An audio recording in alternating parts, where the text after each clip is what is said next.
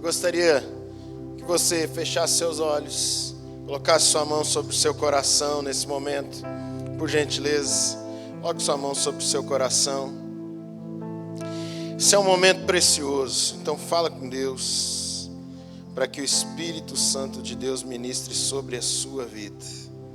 Nós precisamos que Deus fale com a gente. Espírito Santo de Deus, nós nos colocamos mais uma vez em oração diante do Senhor. E te pedimos, Deus, que o Senhor ministre sobre as nossas vidas. Nós precisamos ouvir a sua voz, Senhor. Nós precisamos ouvir aquilo que o Senhor tem para cada um de nós. Nós precisamos, ó Deus, ser ministrados por tua palavra, Deus. Tem misericórdia, Deus, nesse momento de quem ouve e de quem fala, para que a tua palavra, Deus, seja a verdade no nosso coração. Em nome de Cristo Jesus nós oramos. Amém. Amém. Muito boa noite a todos. Paz do Senhor Jesus. Amém. São uns 10, não vale. Boa noite a todos. Paz do Senhor Jesus. Amém. Tem mais gente aí. Louvado seja Deus. Nós vamos compartilhar essa palavra. E nesse momento eu quero falar de um nome que é sobre todo nome. Eu gostaria que você abrisse sua Bíblia no Evangelho de Marcos, capítulo de número 5, versículo 25 até o 34. Essa história é bem conhecida de todos nós.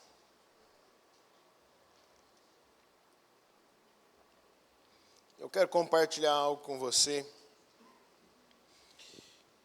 Evangelho de Marcos, você pode acompanhar aqui à frente, o seu esboço, a sua Bíblia. Se você quiser ligar a Bíblia aí no celular também, fica à vontade.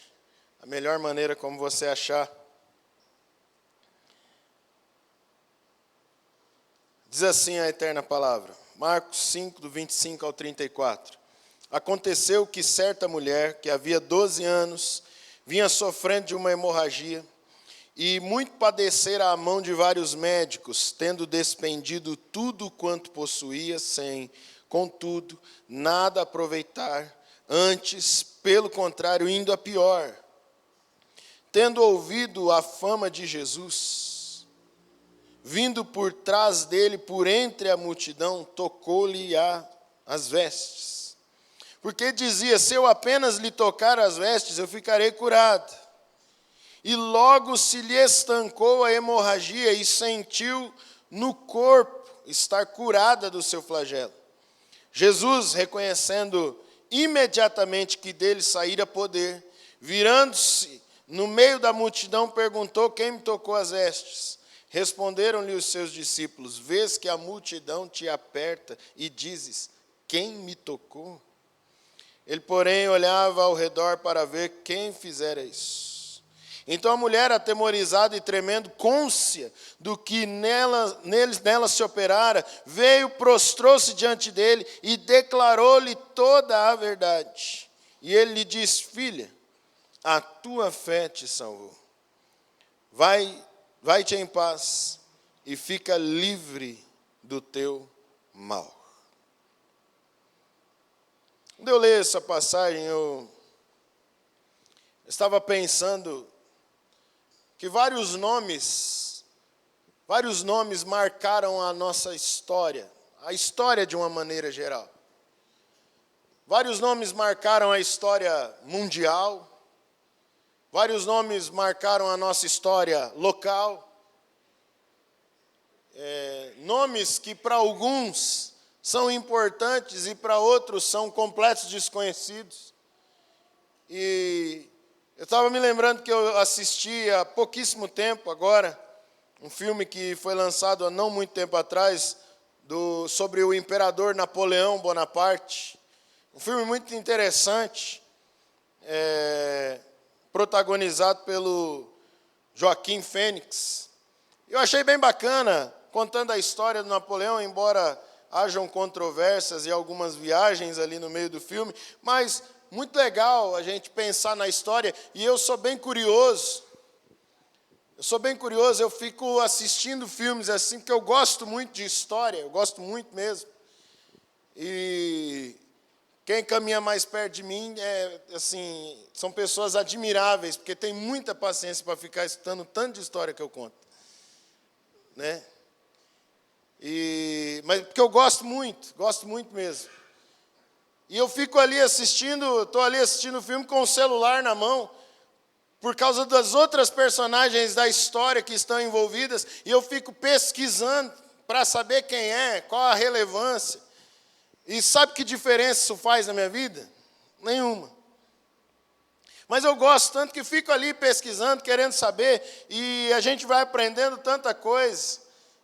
E embora a gente não conheça, talvez, a fundo a história de Napoleão, mas a gente sabe quem é. Quando a gente fala de Napoleão Bonaparte, a gente sabe, o imperador da França. Existem outros nomes que eles marcam a história, nós sabemos quem é, mas eles não têm lá a sua grande relevância a nível mundial. Por exemplo, quem aqui já ouviu falar, pode ir assim, meia bandeira já está bom. Quem ouviu falar do cantor Raul Seixas? Assim, tá bom já só para saber do teu pecado. Agora erga a mão quem tiver coragem. Quem ouvia bastante Raul? Irmão, teve uns mentirosos aí que não ergueram a mão, não. Eu estou com a mão erguida porque eu também escutava. Escondido do meu pai, presbítero, mas ouvia alguma coisinha. Né? Mas a gente conhece. A gente sabe quem é o Raul Seixas. Quem nunca, na adolescência, gritou no meio de um show aleatório, né? Toca Raul. A gente conhece. Mas se a gente for levar para a história de um nível mundial, as pessoas não sabem quem é. Ou quem foi. Não conhecem a relevância que tem para a nossa história nacional. Mas existem nomes também que, embora tenham a sua importância dentro da nossa história, não são conhecidos nem por nós. Embora nomes que marcaram a sua época, hoje, se a gente falar, a gente não faz a mínima ideia de quem seja, como, por exemplo, o sargento Max Wolff Filho, que no máximo que alguém conhece é nome de rua. Mas é um herói nacional.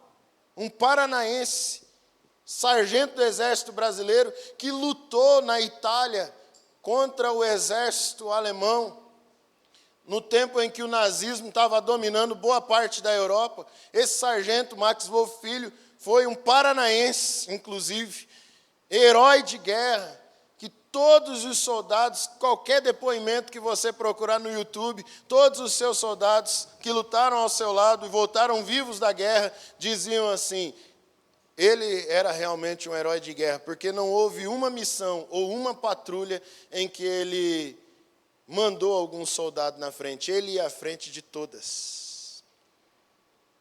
É um homem de um peso muito grande, mas para a sua época. Embora um herói de guerra nacional, nós desconhecemos porque o nome vai se perdendo na história e as luzes do tempo vão apagando as nossas realizações. Mas quando a gente fala sobre Jesus, a gente não está falando de um nome qualquer. Quando a gente fala sobre Jesus, nós não estamos falando de alguém que conquistou um império como Napoleão e que morreu isolado numa ilha. Nós não estamos falando de alguém como o sargento Max Wolff Filho, que saiu para uma missão e morreu nessa missão e se perdeu no tempo.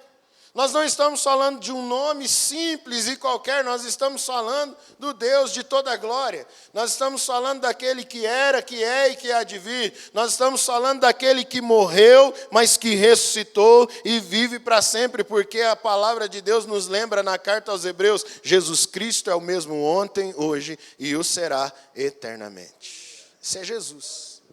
Nós não estamos falando de uma pessoa qualquer, nós não estamos falando de um nome qualquer, nós estamos falando de um nome que tem o seu peso na história, de Jesus que dividiu a história, e até hoje nós estudamos a história assim, antes de Cristo e depois de Cristo.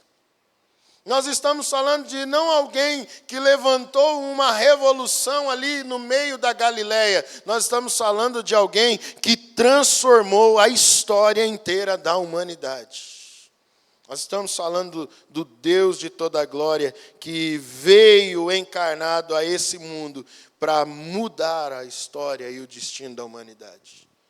Nós não estamos falando de um nome simples e qualquer. Embora, para a época desse texto que nós lemos, algumas pessoas já estavam falando ali sobre esse nome, Jesus de Nazaré, o carpinteiro, o filho de José.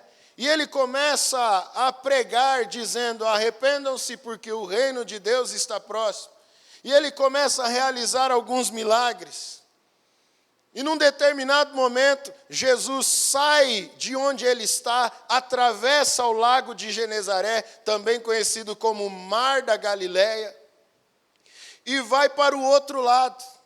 E naquele outro lado, Jesus liberta um rapaz que estava possuído por uma legião de demônios, que vivia numa situação terrível, andando pelado no meio do cemitério. Jesus tira esse rapaz dessa situação terrível, liberta esse rapaz, e Jesus volta. E quando Jesus volta, no lugar onde ele havia saído, existia ali uma multidão esperando por ele. Por que existia uma multidão esperando por ele? Porque um dos principais líderes da sinagoga, que era um lugar onde os judeus se reuniam aos sábados para congregar, para louvar a Deus, para falar da lei e da palavra de Deus, o principal da sinagoga, chamado Jairo, está ali à beira da margem do lago de Genezaré, esperando Jesus para fazer um pedido. E quando Jesus desembarca, ele diz o seguinte: mestre, a minha filha está muito doente. Vem comigo, impõe as mãos sobre a menina para que ela seja curada. E interessante notar que apenas há dois registros no Novo Testamento de Jesus atendendo a esse tipo de pedido e saindo de onde ele está para ir até aquela pessoa que está enferma, porque normalmente as pessoas vinham até Jesus ou levavam seus enfermos até Jesus. Há dois registros apenas no Novo Testamento de Jesus dizendo: tá bom, eu estou indo.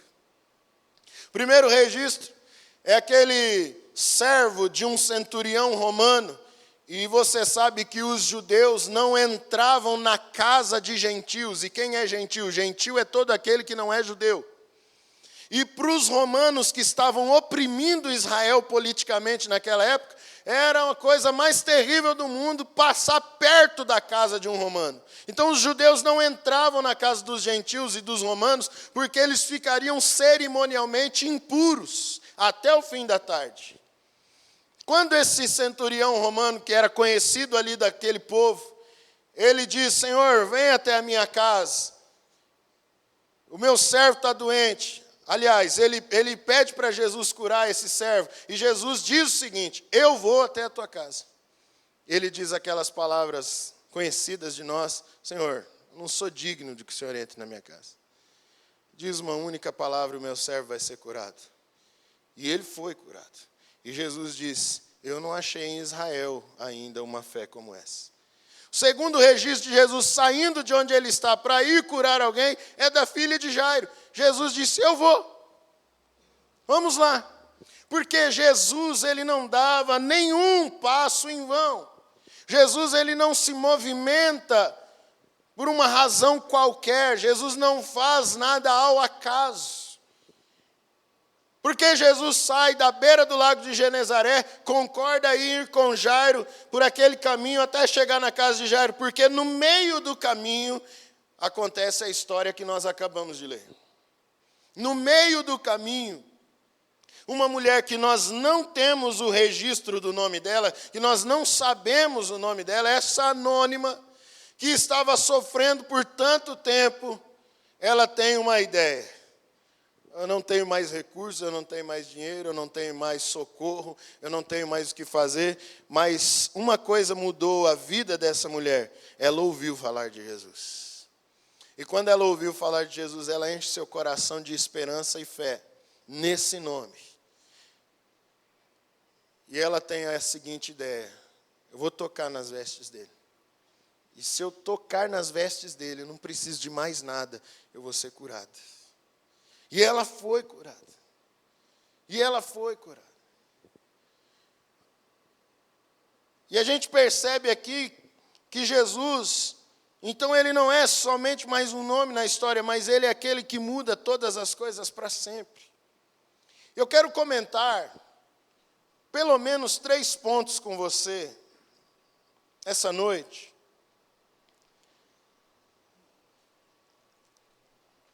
E você pode anotar aí no seu esboço, como você desejar. Porque às vezes o nosso coração vai se angustiando e agindo no meio do desespero, e a gente percebe que o nome de Jesus, ele traz esperança em nosso maior desespero. Essa mulher ouviu falar de Jesus e ela já não tinha mais nada, ela não tinha recursos, ela não tinha ideia, ela não tinha uma luz no fim do túnel e nem que fosse o trem para passar por cima dela, não tinha nada. Não tinha nem uma pontinha de esperança. Mas quando o nome de Jesus entra na nossa vida e entra na nossa história, quando nós entendemos que o nome de Jesus não é mais um nome qualquer na história, mas é o nome daquele que faz todas as coisas, e Deus faz todas as coisas impossíveis se tornarem possíveis, quando o nome de Jesus entra na nossa vida e no nosso coração, ele traz esperança no nosso maior desespero. Gente, essa mulher estava passando por um momento de desespero gigantesco. Olha o versículo 25, que nós já lemos, eu quero recapitular com você. Aconteceu que certa mulher havia 12 anos vinha sofrendo de uma hemorragia. Essa mulher, que quando jovem, adolescente, entrou no seu ciclo menstrual, ela nunca mais saiu dele. Você imagina que sofrimento? Você imagina que dor para o coração dessa menina, porque, e eu quero comentar um pouco mais sobre isso depois, mas pelas leis judaicas ela deveria ficar recolhida até terminar o seu ciclo menstrual, e depois ela poderia sair, porque ela ficava cerimonialmente impura, ela não poderia sair no meio da sociedade, e ela entrou nesse momento e não saiu mais. E ela vinha sofrendo isso 12 anos. Gente, não são 12 dias. Não são 12 semanas, não são 12 meses, 12 anos de sofrimento, 12 anos de dor. E ela muito padecer a mão de vários médicos, versículo 26, tendo despendido tudo quanto possuía, sem contudo nada aproveitar, antes pelo contrário, ainda pior. E aí o que acontece? Tendo ouvido a fama de Jesus.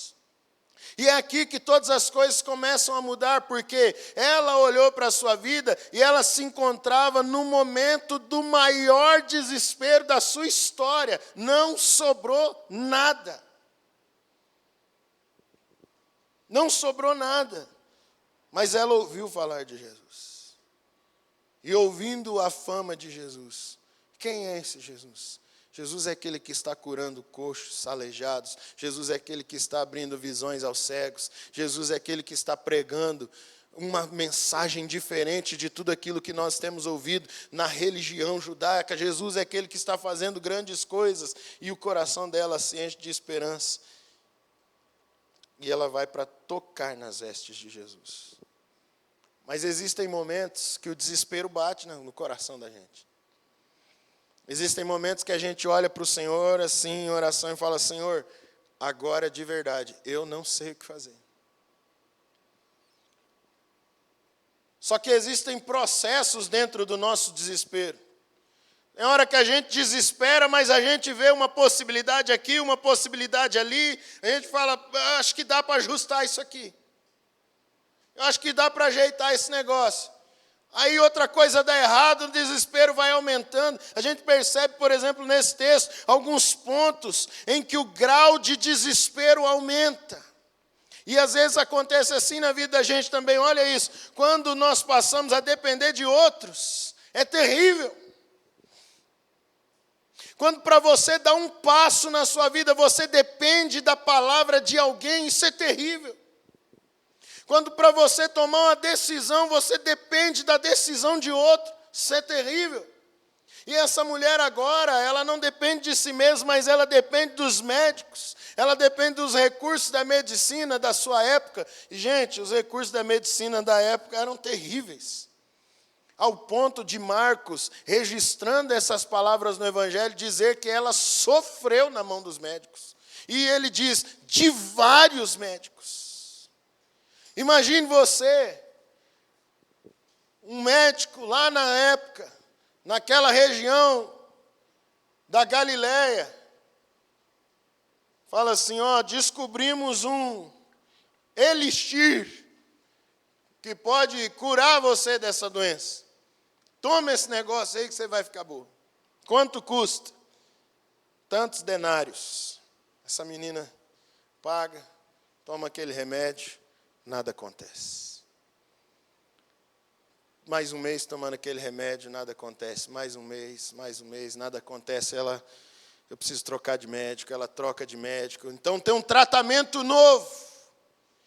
Umas ervas medicinais diferentes. Um tratamento assim, assado. Você precisa passar por isso, por aquilo. E ela vai sofrendo, porque agora ela precisa depender da opinião de outras pessoas. Ela precisa depender da ação de outras pessoas. Isso é terrível.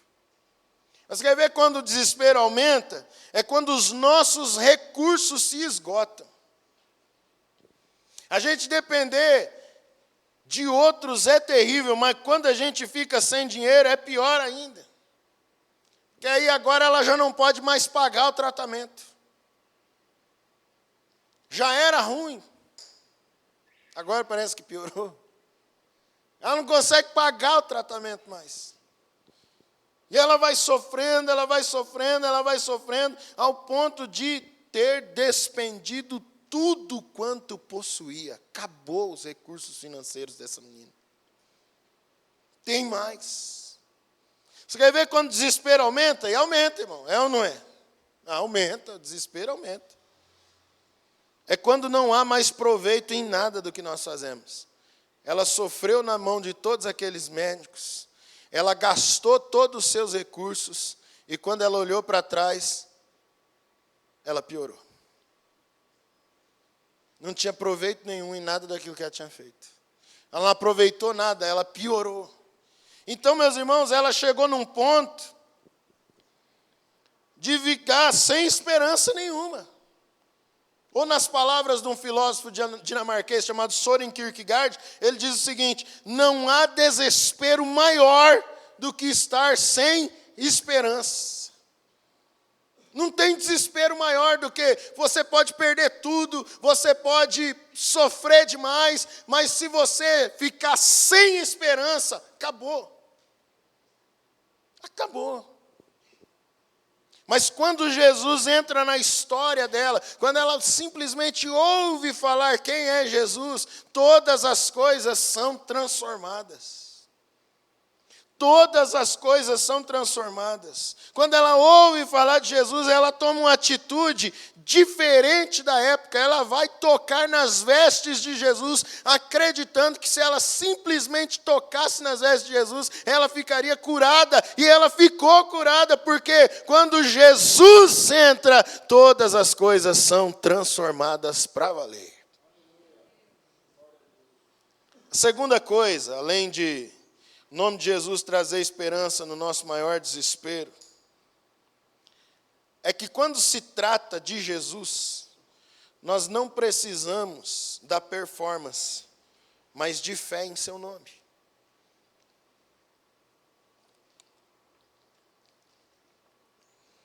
Você não precisa ficar preocupado no que é que você precisa fazer para que então Deus possa te abençoar. Tem uma canção muito antiga mesmo. O Beto já acho que eu vou pegar no pé dele. Não vou não, Beto. Porque essa é, acho que do século XV. Mas ela dizia assim, mesmo sem nada a oferecer, ainda assim eu suplico a tua graça sobre mim. O que é isso? é a consciência de que diante de Deus nós nada somos.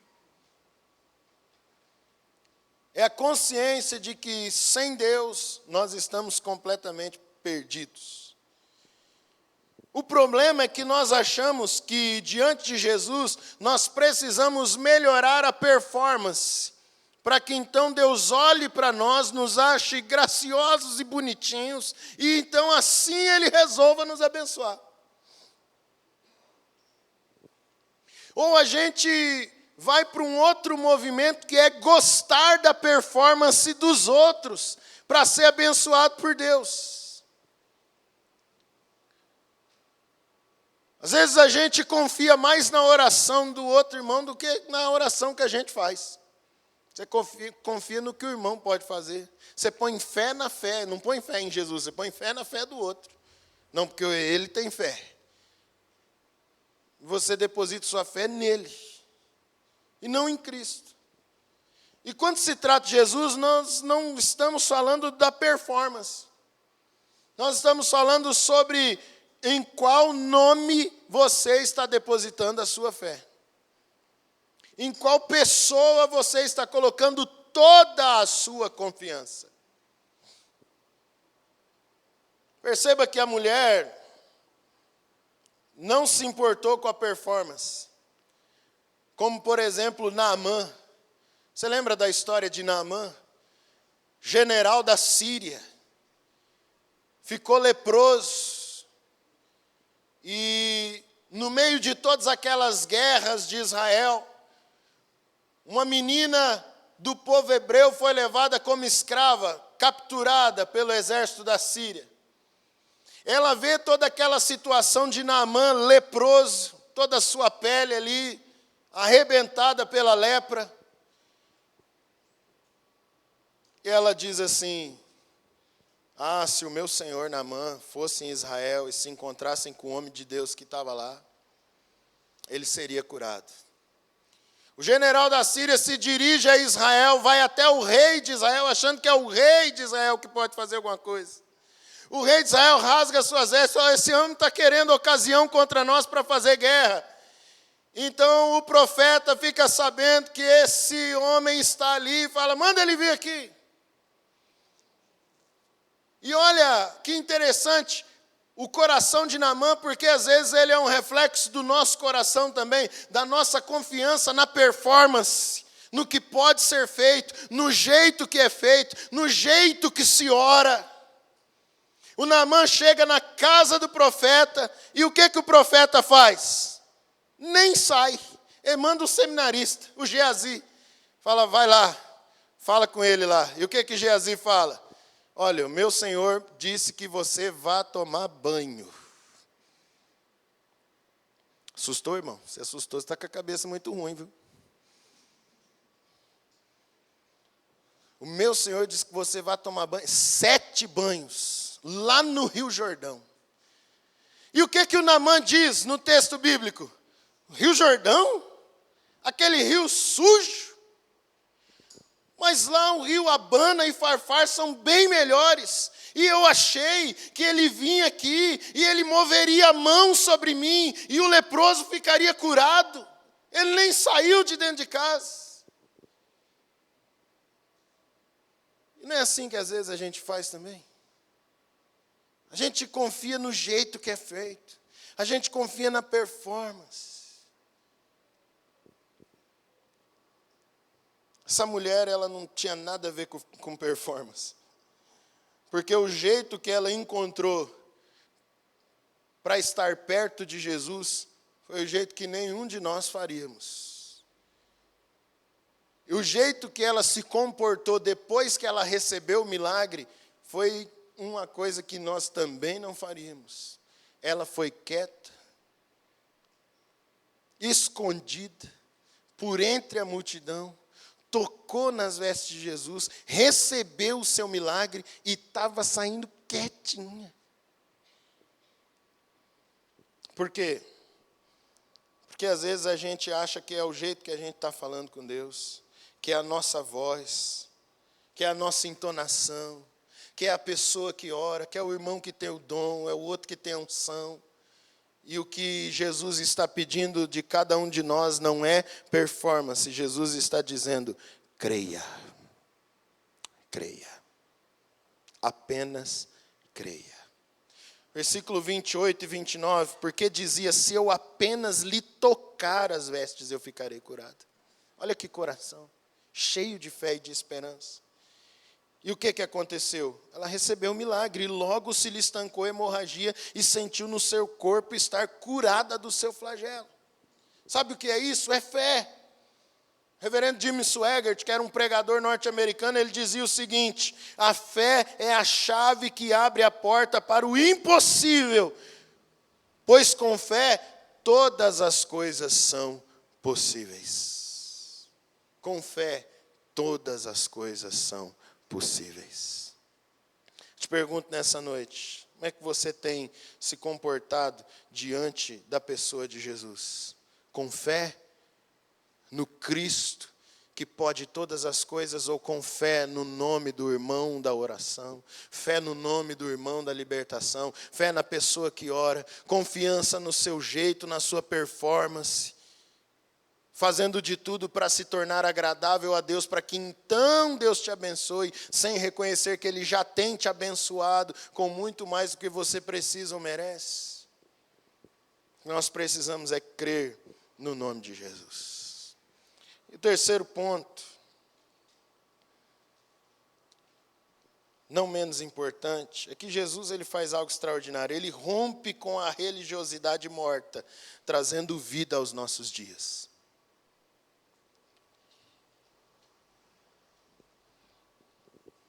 Jesus rompe com toda aquela religiosidade vazia da época. Jesus ele quebra paradigmas de um jeito maravilhoso. E por que Jesus está quebrando paradigmas aqui? E, aliás, como Jesus está quebrando paradigmas? Como? Como eu disse no início, as leis judaicas eram extremamente rigorosas. E se você der uma lida no livro de Levíticos, capítulo 15, lá no versículo 25, e você der uma lida no livro de Levíticos, capítulo 18, você vai encontrar as leis judaicas e cerimoniais a respeito de tudo isso aqui que essa mulher estava passando. E a lei judaica dizia que, quando a mulher estava nesse período, ela deveria ficar separada. Quando saísse, oferecesse um sacrifício de gratidão. A lei judaica dizia que se ela irrompesse num ciclo sem fim, ela deveria ficar separada por todo esse tempo. Você imagina essa mulher por 12 anos, separada de tudo e de todos.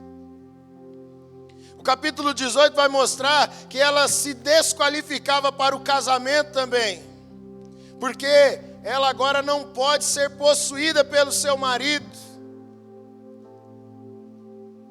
porque a lei judaica proibia esse tipo de união, e ela tem que ficar ali, desde a sua adolescência, por 12 anos, separada de tudo e de todos. A lei judaica dizia que essa menina estava cerimonialmente imunda. E estar cerimonialmente imundo para os judeus era um peso gigantesco. Ela não poderia tocar em ninguém. Quem ela tocasse ficaria cerimonialmente impuro. Se ela sentasse em um banco e alguém sentasse no mesmo banco, essa pessoa ficaria cerimonialmente impura até o fim da tarde. Então Jesus está quebrando paradigmas e protocolos aqui gigantescos. Essa mulher, ela começa com um passo de fé maravilhoso, porque ela sai no meio da multidão. E se ela saísse no meio da multidão, no meio das pessoas, cerimonialmente impura, tocando em todo mundo, relando em todo mundo, ela estava deixando todo mundo impuro. E sabe o que acontecia mediante a lei judaica? Morte por apedrejamento. Morte por apedrejamento. Mas ela sai. E é por isso que ela sai quietinha. Ela vai disfarçada e ela não quer que ninguém saiba que ela está ali. Porque ela não poderia estar ali. Não é uma coisa simples, como que, dá licença, eu estou doente, eu preciso tocar em Jesus. Não precisa nem ele orar, mas eu quero tocar em Jesus. Vocês dão licença, vocês sabem do meu problema? Não era assim. Era quieta. Era no silêncio, era no anonimato. Era tão no anonimato que a gente nem sabe o nome dela até hoje. E ela vai e ela toca nas vestes de Jesus. Ela está fazendo uma coisa louca para a época. Porque ela estaria deixando quem impuro? Jesus. Mas o que acontece? Olha comigo aí, sua Bíblia. Aqui à frente, como você preferir, no versículo 27. Tendo ouvido a fama de Jesus, vindo por trás dele, por entre a multidão, tocou-lhe a veste. Aí o versículo 30 diz assim: Jesus, reconhecendo imediatamente que dele saíra poder, virando-se no meio da multidão, perguntou: quem me tocou nas vestes? O que Jesus está dizendo é: essa menina saiu de onde ela estava e ela poderia me deixar impuro segundo a lei judaica, mas segundo a misericórdia de Deus, sou eu quem estou deixando ela purificada para sempre. Não é a lei cerimonial que vai dizer que essa menina me deixou impuro. Sou eu, o Deus da glória, que vou dizer para todos vocês que ela está livre e curada para sempre. Jesus inverte o negócio. Jesus inverte o protocolo. E Jesus, ele faz aqui, gente, uma coisa linda. Por quê?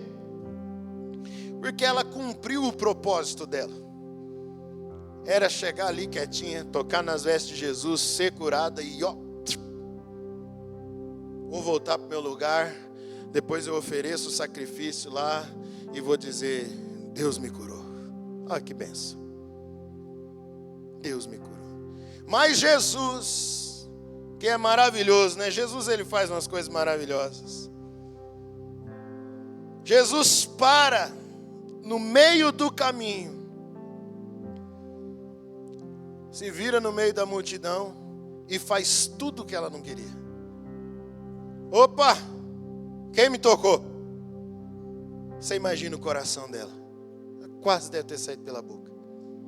Se souberem que eu estou aqui, eu estou fulminada. Quem me tocou? Alguém me tocou aqui. E Jesus não está falando de empurrão, de encostar. Jesus está falando de algo diferente. E os discípulos, que são tudo cabeçudo igual nós, os discípulos davam vexame demais, não dava? Você lembra de Pedro? Jesus fala: eu vou morrer. Pedro leva Jesus no canto e dá uma dura em Jesus. Fala: rapaz, tem dó de ti. Não, senhor, vai morrer não. Esses discípulos é tudo doido. E os discípulos que eram meio doidos igual a gente, que se fosse a gente lá a gente fazia igual, eles olham para Jesus e não sei que impressão que dá, ou dá a impressão de que eles acharam que Jesus estava debochando, ou que Jesus estava ficando doido. Mas fato é que eles olham para Jesus e dizem o seguinte, no versículo 31, responderam-lhe os seus discípulos: vês que a multidão te aperta e dizes: quem me tocou? Ô Senhor, o senhor está de brincadeira, né? Olha o tanto de gente. O interessante é a resposta de Jesus. A resposta de Jesus é a resposta que todos nós deveríamos dar. O que Jesus falou para eles? Nada. Ele, porém, olhava ao redor para ver quem fizera isso. Ele olhava ao redor. Jesus está olhando para você. Jesus quer receber o seu toque nas vestes dele nessa noite. Jesus está prestando atenção em você. Jesus sabe, porque, gente, essa pergunta de Jesus parece aquela mesma pergunta lá do livro de Gênesis, quando Adão e Eva pecam, em que Deus desce no jardim e fala assim: Adão, cadê você, Adão? Ele é Deus, você acha que ele não sabe que Adão está de trás da moita? Ele é Deus, você acha que ele não sabe o nome, a história dessa menina que tocou as suas vestes? Mas Jesus está provocando aqui um ambiente de milagres, e Jesus está provocando aqui um ambiente de testemunho, para mostrar que Ele é aquele que tem poder para purificar a todos, e mostrar que quando Ele chega, coisas extraordinárias acontecem. Quem me tocou? E Ele está olhando. Então, versículo 33, a mulher, atemorizada e tremendo, cônscia do que nela se operara, veio, prostrou-se diante dele e declarou-lhe toda a verdade. Senhor, eu estou toda arrebentada aí há 12 anos. Eu sofri demais nesses 12 anos, com vários tratamentos. Senhor, eu perdi tudo que eu tinha de recurso financeiro. E eu não sei o que fazer, porque do início dos 12 anos eu estou pior agora. Mas eu disse que se eu tocasse nas suas vestes eu ficaria curada, mas eu não sei como é que eu faço agora com a lei. Jesus diz: filha, tua fé te salvou. Você lembra quando eu disse no início que a gente não sabe o nome dessa menina aqui? A gente vai continuar sem saber. Você achou que eu ia contar? Também não sei. Mas fato é que essa anônima para nós, diante de Deus, é chamada de filha. E é assim que Ele trata a mim e a você. Às vezes nós somos anônimos para o mundo. Às vezes o nosso nome é Zé Ninguém. Mas diante de Jesus nós somos chamados filhos. Filha, a tua fé te salvou. Jesus está dizendo: o teu mal foi curado. O teu mal foi curado. Vai-te em paz. O que Jesus está dizendo é: não se preocupe com a questão da lei. Você não tem poder de me deixar impuro. Eu tenho o poder de te purificar. Vai em paz. Vai em paz. E fica livre do teu mal. Sabe o que Jesus está dizendo com fica livre do teu mal? Ele está dizendo assim: permaneça curado. O que Jesus está dizendo para essa mulher é: eu estou devolvendo toda a sua vida, toda a sua história e tudo aquilo que você perdeu ao longo desses 12 anos. Estou devolvendo a você. Toda a alegria que te foi roubada, todo relacionamento com as pessoas, com a sua família, tudo aquilo que você perdeu ao longo desse tempo, eu estou devolvendo a você. Você vai permanecer livre desse mal. Você vai permanecer livre desse mal. E às vezes, irmãos, nós confiamos tanto na religião, na performance, nas tradições. Não faz isso desse jeito, porque há 1000 anos. Às vezes a gente confia tanto nessas coisas, que a gente não percebe Jesus passando e a gente podendo tocar as suas vestes. Às vezes a gente fica tão preso nos costumes, tão preso em questões tão pequenas, questiúnculas, que não vão levar a gente a lugar algum, e a gente não percebe Jesus passando, e a gente podendo tocar nas suas vestes, e receber o milagre, receber uma bênção, e ter a nossa vida transformada. Olha, o reverendo Augusto Nicodemos, um teólogo e pastor presbiteriano, ele diz assim: a religiosidade vazia é aquela que se baseia em rituais, tradições e práticas externas, mas que não alcança o coração e a vida do indivíduo.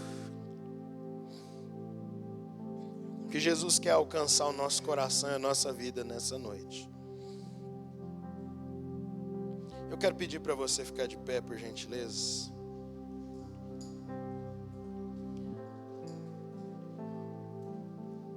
A gente tem um longo ano pela frente.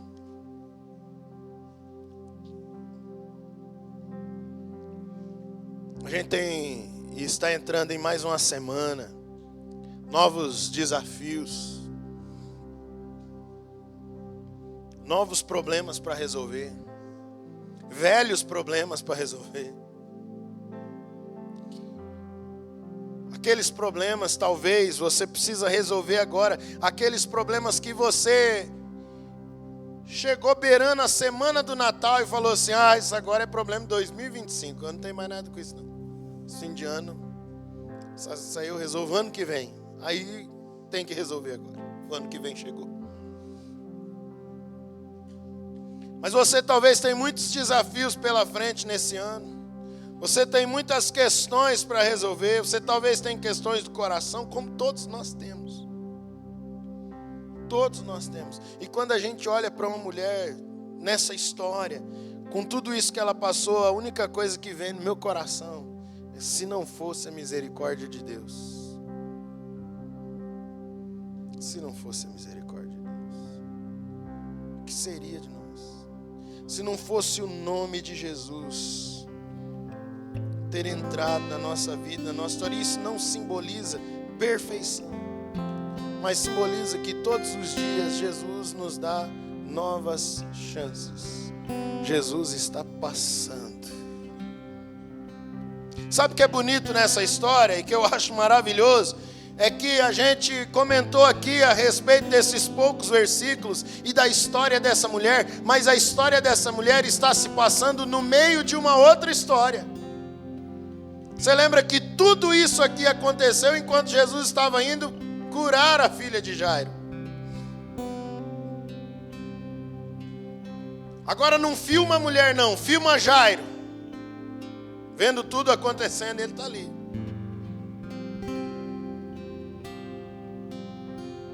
Tem uma filha doente em casa. Quando eles saem, gente, como eu disse no início, Jesus não dá um passo sequer para o lado sem um propósito. Não dá. Quando eles saem dali, alguém chega até Jairo e fala assim: não perturba mais o mestre não, a menina já morreu. Agora essa mulher está levantando dali com um milagre nas mãos, saindo cheia de alegria e de júbilo porque foi curada, e tem um chefe da sinagoga chorando que a filha morreu. E é aqui que a gente percebe que quando a gente entende o valor do nome de Jesus presente nas nossas vidas, quando a gente entende a maravilha que é a pessoa de Jesus presente na nossa vida e no nosso coração, a gente para de comparar a nossa história com a dos outros.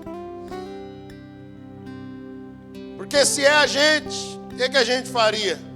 Aí, ó, parou para curar a menina aí, ó, interrompeu Jesus, minha filha morreu lá em casa. Agora fico eu sem filha. Não é assim que a gente faria.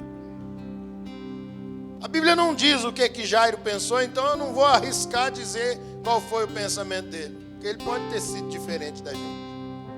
Mas talvez eu reagiria dessa forma. Talvez você reagiria dessa forma. Olha aí, deixou na mão. Atrapalhou Jesus. Mas Jesus trata todas essas coisas com a maior naturalidade. É maravilhoso. É como se Jesus faz assim: onde a gente estava indo mesmo? É curar sua filha lá. Senhor, não precisa ir mais não, a menina morreu. Que morreu? A menina está dormindo. Jesus ressuscita a filha de Jairo. Jesus restitui essa menina com apenas uma palavra. E Jesus faz esses milagres maravilhosos. Por quê? Porque não é o nosso nome, não é aquilo que nós somos, não é aquilo que nós fazemos. É o nome de Jesus que está acima de todo nome. Acima de todo nome. Nesse momento eu gostaria, você, se puder, colocar sua mão assim sobre o seu coração. Esse Jesus que nós estamos falando, Ele continua vivo, Ele continua sendo Deus, Ele continua sendo poderoso, Ele continua reinando, Ele continua sendo soberano sobre todas as coisas. Ele continua fazendo grandes milagres e Ele está aqui nesse lugar, porque Ele disse que estaria conosco todos os dias até a consumação dos séculos. Então eu gostaria que você cantasse essa canção como uma oração do seu coração. Diga isso ao Senhor. Então você veio. Ele é aquele que está perto de nós. Me trouxe pra perto. Ele é aquele que enche todas as coisas. Ele preenche todos os vazios. É satisfeito. Diga isso a Ele. Em teu amor. Diga isso com todo o seu coração, com toda a sua alma. Não há nada, Aleluia. Nada melhor, não há nada. Não há nada, Jesus. Nada melhor, Nada não melhor, há nada. Nada melhor que meu Deus. Não tenho medo de expor minhas fraquezas. Ele é aquele que conhece o seu coração, conhece a sua vida. Falhas, não vou esconder. Um amigo encontrei. Coloque-se diante dele com todo o seu coração. O Deus das montanhas. Oh. É o Deus dos vales. E não há lugar que a tua graça não possa me achar. Não há nada, nada melhor, não há nada, nada melhor, não há nada, e nada melhor que meu Deus. Não há nada, nada melhor, não há nada. Nada melhor, não há nada. Nada melhor que meu Deus. Ele pode mudar todas as coisas. Torna o luto em festa, a vergonha em glória. Traz beleza às cinzas. O Senhor pode fazer. Aos sepulcros, faz de ossos soldados, faz no mar um caminho. O Senhor pode fazer. O Senhor pode fazer. Só o Senhor pode fazer.